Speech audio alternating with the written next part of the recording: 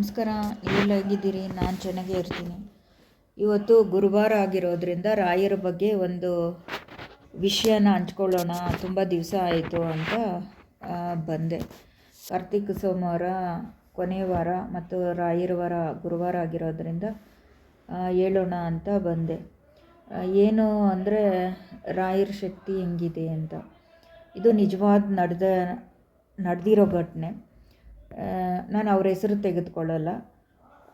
ಇದು ಒಂದು 6 ತಿಂಗಳ ಹಿಂದೆ ಅಲ್ಲಿ ನದಿಯಲ್ಲಿ ಸ್ವಲ್ಪ ಜನ ಕೊಚ್ಕೊಂಡು ಹೋದರು. ನೀರು ತುಂಬ ಜಾಸ್ತಿಯಾಗಿ ಕೊಚ್ಕೊಂಡು ಹೋದರು. ಈ ವಿಷಯ ಎಲ್ರಿಗೂ ಗೊತ್ತಿರೋದು. ಅದು ನ್ಯೂಸಲ್ಲಿ ಬಂದಿತ್ತು.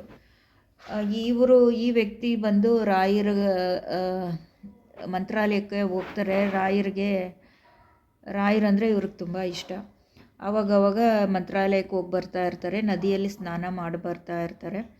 ಈ ಘಟನೆ ನಡೆದ ನಂತರ ಇವ್ರಿಗೆ ಏನು ಮೈಂಡ್ಗೆ ಹೋಗುತ್ತೆ ಅಂದರೆ, ಆ ನದಿ ನೆಗೆಟಿವ್ ಆಗಿದೆ, ಅವರು ಅಷ್ಟು ಜನ ತೀರೋಗಿದ್ದಾರೆ, ಇನ್ನು ನೆಗೆಟಿವ್ ಆಗಿಬಿಟ್ಟಿದೆ ಅಂದ್ಕೊಂಡು ಅವರು ಸ್ನಾನ ಮಾಡೋಕ್ಕೆ ನದಿ ಕಡೆ ಹೋಗೋದನ್ನು ಬಿಟ್ಬಿಟ್ಟು ಅಲ್ಲಿ ಸ್ನಾನದ ಗದಿಗಳು ಇರುತ್ತೆ. ಒಂದು 50 ರೂಪಾಯಿ ಕೊಟ್ಟರೆ ಒಂದು ಬಕೆಟ್ ನೀರು ಕೊಡ್ತಾರೆ.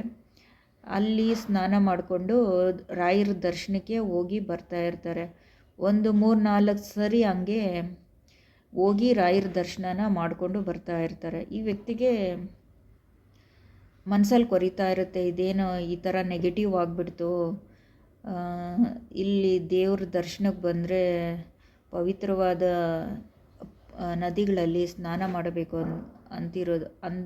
ಅಂತಾರೆ. ನದಿ ಹಿಂಗೆ ನೆಗೆಟಿವ್ ಆಗೋಯ್ತು ಅಂದ್ಕೊಂಡು ಇವರು ಬೇಜಾರಲ್ಲಿರ್ತಾರೆ. ಹಂಗೆ ಅಂದ್ಕೊಂಡು ಯಾವಾಗಲೂ ದರ್ಶನ ಮಾಡ್ಕೊಂಡು ಬರ್ತಾ ಇರ್ತಾರೆ. ಹಿಂಗೆ ಒಂದು ಸತಿ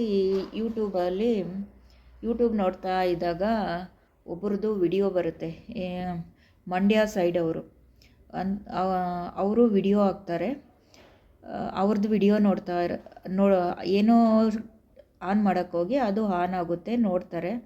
ಆ ವಿಡಿಯೋದಲ್ಲಿ ಏನು ಇನ್ಫಾರ್ಮೇಷನ್ ಕೊಟ್ಟಿದ್ದಾರೆ, ರಾಯರೇ ಕೊಡ್ತಾ ಇರೋದು, ನದಿ ಆಗಲಿಲ್ಲ ಅಂತ.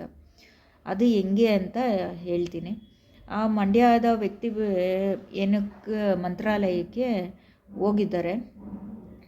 ಫಸ್ಟ್ ಟೈಮ್ ಹೋಗ್ಬಿಟ್ಟು ಅಲ್ಲಿ ನದಿಯಲ್ಲಿ ಸ್ನಾನ ಬೆಳಗ್ಗೆ 5 ಗಂಟೆಗೆ ಮಾಡಿಬಿಟ್ಟು ಬರ್ತಾ ಇದ್ದಾಗ ಅವ್ರ ಹಿಂದೆ ಒಬ್ಬರು ವಯಸ್ಸಾದ ವ್ಯಕ್ತಿ ಇಲ್ಲಿ ನಾಮಗಳಿಟ್ಕೊಂಡು ರಾಯರು ಹೆಂಗಿರ್ತಾರೆ ಆ ಥರ ನದಿಯಲ್ಲಿ ಸ್ನಾನ ಮಾಡಿಬಿಟ್ಟು ಆ ಥರ ನಾಮಗಳಿಟ್ಕೊಂಡು ಈ ವ್ಯಕ್ತಿ ಹಿಂದೆ ಬರ್ತಾ ಇದ್ದಾರೆ.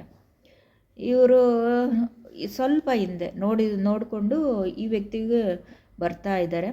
ಬರ್ತಾ ಇದ್ದಾಗ ರಾಯರದು ಗರ್ಭಗುಡಿ ಎಲ್ಲ ಬಾಗಿಲು ಇರುತ್ತೆ ನೋಡಿ, ಎಂಟ್ರೆನ್ಸ್, ಅಲ್ಲಿ ಹೋಗಬೇಕು ಅಂತ ಹೋಗೋವಾಗ ಆ ವ್ಯಕ್ತಿನೂ ಇವ್ರ ಜೊತೆ ಇವ್ರ ಹಿಂದೆನೇ ಬರ್ತಾ ಇದ್ರಲ್ವ. ಇವರು ಆ ಬಾಗಿಲನ್ನ ಟಚ್ ಮಾಡಿ ಕಣ್ಣಿಗೆ ಹಿಂಗೆ ಮುಗಿದ್ಕೊಂಡು ಹಿಂಗೆ ತಲೆ ಎತ್ತೋಷ್ಟೊತ್ತಿಗೆ ಈ ಪಕ್ಕದಲ್ಲಿರೋ ವ್ಯಕ್ತಿ ಮಾಯ ಆಗಿಬಿಟ್ಟಿದ್ದಾರೆ. ಎಲ್ಲೋದ್ರು ಏನು ಅಂತ ಸುತ್ತಮುತ್ತ ಎಲ್ಲ ನೋಡಿದ್ದಾರೆ. ಆದರೆ ಆ ವ್ಯಕ್ತಿಗೆ ಅವರು ಎಲ್ಲೂ ನೋಡಿದ್ರೂ ಸಿಗಲಿಲ್ಲ, ಗೊತ್ತಾಗಲಿಲ್ಲ. ಇವ್ರಿಗೆ ಕನ್ಫರ್ಮ್ ಆಗೋಯ್ತು ಇದು ರಾಯರೇ ಅಂದ್ಬಿಟ್ಟು. ಏಕೆಂದರೆ ಅವರು ವೇಷಭೂಷಣನೂ ಹಂಗಿತ್ತು.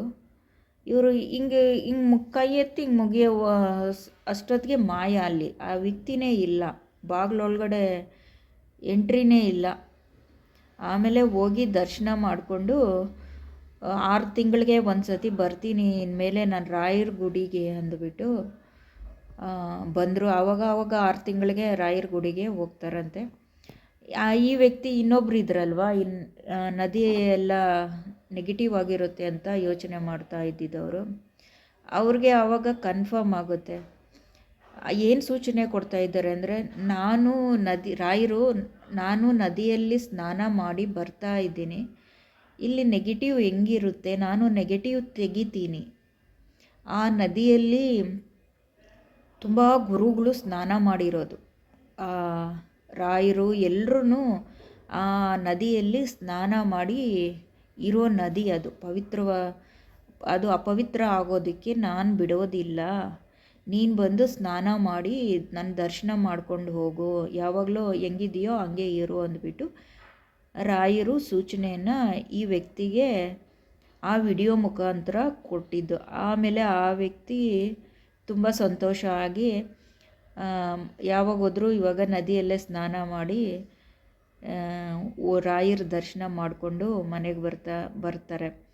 ಮತ್ತು ಯಾವುದೇ ನಾವು ದೇವಸ್ಥಾನಕ್ಕೆ ಹೋದ್ರೂ ಪುಣ್ಯಕ್ಷೇತ್ರಗಳಿಗೆ ಹೋದ್ರೂ ಅಲ್ಲಿ ಒಂದು ನದಿ ಕೊಳ ಅಂತ ಇರುತ್ತೆ. ಯಾವುದೇ ದೇವಾಲಯಕ್ಕಾಗಲಿ ನಾವು ಅಲ್ಲೇ ಸ್ನಾನ ಮಾಡಿ ದೇವರ ದರ್ಶನಕ್ಕೆ ಹೋಗಬೇಕಾಗುತ್ತೆ. ಆವಾಗಲೇ ನಾವು ಮಾಡಿರೋ ಕಾರ್ಯಕ್ಕೆ ಒಳ್ಳೆ ಫಲ ಸಿಗುತ್ತೆ. ಇದು ತುಂಬ ಜನಕ್ಕೆ ಗೊತ್ತಿದ್ರೂ ಮಾಡೋದಿಲ್ಲ, ತುಂಬ ಜನಕ್ಕೆ ಗೊತ್ತಿರೋದು ಇಲ್ಲ. ಏನು ಮಾಡ್ತಾರೆ ಅಂದರೆ ರೂಮ್ಗಳಲ್ಲಿ ಹೋಗಿ ರೂಮ್ಗಳಲ್ಲಿ ಸ್ನಾನ ಮಾಡಿ ದರ್ಶನ ಮಾಡಿಕೊಂಡು ಹೋಗ್ಬಿಡ್ತಾರೆ. ಅವ್ರಿಗೆ ಈ ವಿಡಿಯೋ ತುಂಬ ಉಪಯೋಗ ಆಗುತ್ತೆ, ನೋಡಿದ್ರೆ ಉಪಯೋಗ ಆಗುತ್ತೆ. ಯಾರ್ಯಾರು ಲೈಕ್ ಮಾಡಿಲ್ವೋ ಲೈಕ್ ಮಾಡಿ, ಶೇರ್ ಮಾಡಿ. ಇದು ತುಂಬ ಜನಕ್ಕೆ ರೀಚ್ ಆಗಲಿ. ನಾವು ಯಾವುದೇ ಕ್ಷೇತ್ರಕ್ಕೆ ಹೋದರೂ ಅಷ್ಟೇ ಆ ಕ್ಷೇತ್ರದ ಒಂದು ಪುಣ್ಯಕ್ಷೇತ್ರ, ಒಂದು ನದಿ ಅನ್ನೋದು ಇದ್ದೇ ಇರುತ್ತೆ.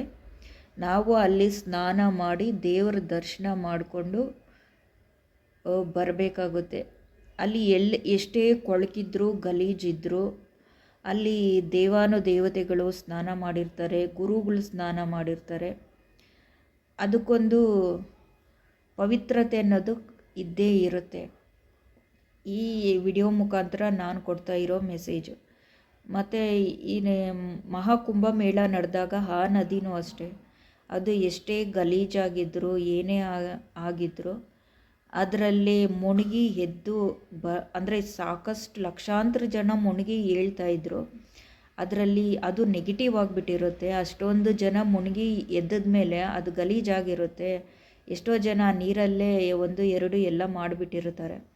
ನೆಗೆಟಿವ್ ಆಗಿರುತ್ತೆ ಅಂದ್ಕೊಂಡು ಇದ್ರೂ ಆ ನದಿ ಇದರಲ್ಲೇ ಮುಳುಗಿ ಎದ್ದು ಬರ್ತಾಯಿದ್ರು. ಇದರಿಂದ ತುಂಬ ಜನಕ್ಕೆ ಎಷ್ಟೋ ಕಾಯಿಲೆಗಳು ವಾಸಿಯಾಗಿದೆಯಂತೆ. ಎಷ್ಟೋ ಕಾಯಿಲೆ ಇದು ಕೆಲವು ಜನ ನೆಗೆಟಿವ್ ಆಗಿ ಮಾತಾಡ್ತಾರೆ, ಮಾತಾಡೋರು ಮಾತಾಡ್ಕೊಳ್ಳಿ ಬಿಡಿ.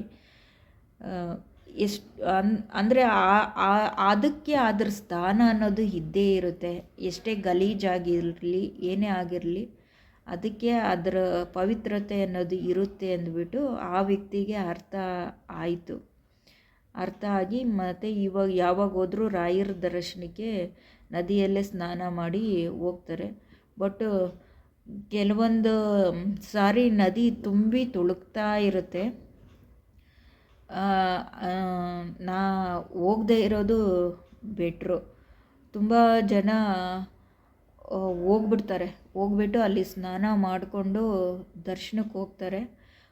ಪರವಾಗಿಲ್ಲ ಅಂತ ಅಷ್ಟೊಂದು ನೀರು ಅಷ್ಟೊಂದು ಇರೋವಾಗ ಒಂದು ಸ್ವಲ್ಪ ದಿವಸ ಅಲ್ಲಿ ನದಿಯಲ್ಲಿ ಸ್ನಾನ ಮಾಡ್ದಿರೋ ಬೇಜಾನ್ ಬಾತ್ರೂಮ್ಗಳಿರುತ್ತೆ, ಬೇಜಾನ್ ರೂಮ್ಗಳಿರುತ್ತೆ, ಅಲ್ಲಿ ಸ್ನಾನ ಮಾಡ್ಕೊಂಡು ಹೋಗೋದು ಬೆಸ್ಟು. ಏಕೆಂದರೆ ಈಗ ಸ್ವಲ್ಪ ಜನ ನೋಡಿ ಅಷ್ಟೊಂದು ನೀರು ಹರ್ಕೊಂಡು ಹೋಗೋವಾಗ ಅದರಲ್ಲಿ ಸ್ನಾನ ಮಾಡೋಕ್ಕೆ ಹೋಗೋ, ಈಜು ಹೊಡಿಯೋಕ್ಕೆ ಹೋಗೋ 4 ಜನ ಹುಡುಗರು ಕೊಚ್ಕೊಂಡು ಹೋಗ್ಬಿಟ್ರು, ಮತ್ತು ಒಬ್ಬರು ಹೆಂಗಸರು ಕೊಚ್ಕೊಂಡು ಹೋದರು. ಆ ಥರ ಇರುತ್ತೆ. ಪವಿತ್ರತೆ ಇದೆ ಅಂದ್ಬಿಟ್ಟು ನಮ್ಮ ಪ್ರಾಣಕ್ಕೆ ತೆಗೆದುಕೊಳ್ಳೋದು